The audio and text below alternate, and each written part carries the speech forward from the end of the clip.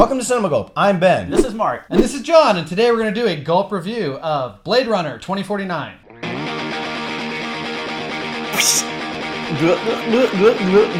1982's classic sci-fi film noir set the standard for the color, the set design, and the attention to detail on all things visual. Now we have Blade Runner 2049, a step up in story, scope, and character development. This time, Ryan Gosling plays the titular Blade Runner on the case to hunt down the newer models of replicants. Other than that, we can't really go into other details about the story. However, 2049 is one of my favorite films of 2017, and I can't wait to see it again and pick up even more clues that were left for us. A rich and engaging movie-going experience for sure. John, let's go to you first. What did you think of Blade Runner 2049? It's a rich and engaging movie-going experience. I loved this movie. Can't wait to see it again myself to pick up more details. What I loved about it was it gives you everything that you love from the original film, but some of the things that are missing from the original film, like a better plot, a plot that kind of moves at a better pace, characters that you feel a bit more invested in. It does all of these things right this time. But the main thing that I love the most about it is the interesting questions that the original brings up about AI and what it means to be human. They flesh it out in this film. The plot, the themes, everything works on those questions and really brings up far more interesting ideas, I think, this time around than the original did. And it's just, this director, Denis Villeneuve, is one of my favorite working in Hollywood right now. He's done 4 or 5 films in a row that are some of my favorite every year they've come out.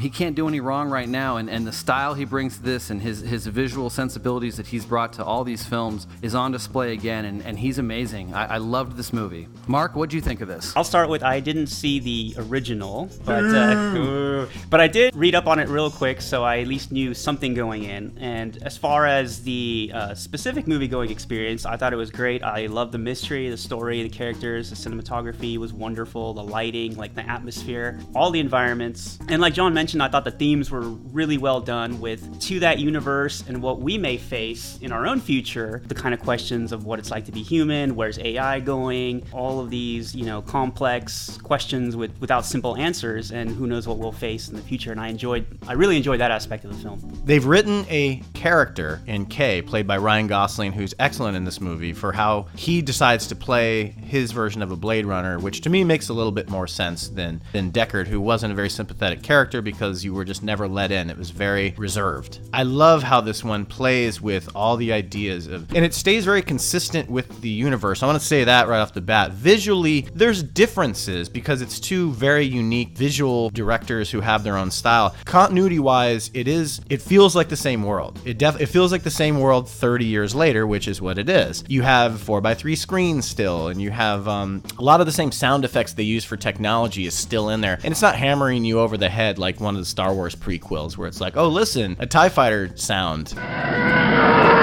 The visual style of this movie, I think the scope of it is much larger than the original film, which is solely sort of set in the Los Angeles downtown area. And this one, it branches off even further. I think the film looks great. One of the signature things of the original Blade Runner is its look, its cinematography, the way they use light in that film, the way they use atmosphere in that film. And this one looks different. You pointed out, it's different directors who have different visual styles. So you have to accept that, but it was something I kind of missed. They go with a different color palette. It's a lot brighter. The original film, almost every scene is at night. It's so dark, but it works in that noir setting in that original film. In this one, I think it still has kind of the noir feel, but it's lost a little bit. It's a bit more of a mystery at times and just a bit more science fiction. And I think what it does with the big, heady science fiction questions that it asks is excellent. The themes that it's working on, the relationships in this film, that AI has relationships with AI and how you see those relationships develop. The plot can be, like, at times not confusing, but I don't think it's like the most engaging plot. It's far more engaging than the original film. Yeah, it expands on ideas and concepts greatly that the first one thought of but didn't really utilize. Well, as far as it being lighter, I mean, obviously I didn't see the first one, but I like the fact that there were scenes that were lighter, but it looked like they still played with a lot of darks in the shots to keep that noir feel and keep that same tone. But, I, as an artist, I enjoy seeing color in film too, because there's so many films these days that you see see that are so desaturated or so monotone that I appreciate the color when it's inserted and when it makes sense. As far as the plot, I mean, I did like the focus on the mystery aspect of it because, you know, you felt like you were going along with the main character, learning what he was learning. For all the themes and everything that came in together, I felt that they were organically inserted. You know, they weren't preached, they were just there along for the ride and there for you to pick up on and think over as you follow the main plot. Yeah, there's a lot more characters in this film that mean something to the central plot, where I feel the original Blade Runner, because it was going for a film noir look and feel more so than anything story or anything it's trying to say in the end. This one, every character is sort of central to something, and it's written really well, in my opinion, because you see people kind of come in and out of this film and you're like, well, I don't understand what that had to do with anything, and then eventually it does. And that's not giving anything away. This movie's very long, and there's a lot of people, and there's a lot of moving parts, and there's a lot of things that are happening in this film, which is great. I think in the original, you are following Deckard and then a little bit of Rutger Hauer in the second half. This one, there's lots of people that have big scenes. Jared Leto's in this movie. Probably the weakest link, in my opinion. I just didn't connect with what was happening with that. There's some gruesome violence, and there's a lot of pretty awesome nudity in this movie. Oh, I liked when some of the fighting did break out. It was brutal, because that's what realistic fighting is like. I mean, when you're trying to stop another person, you go all out. You don't dance around like you're in a ballet.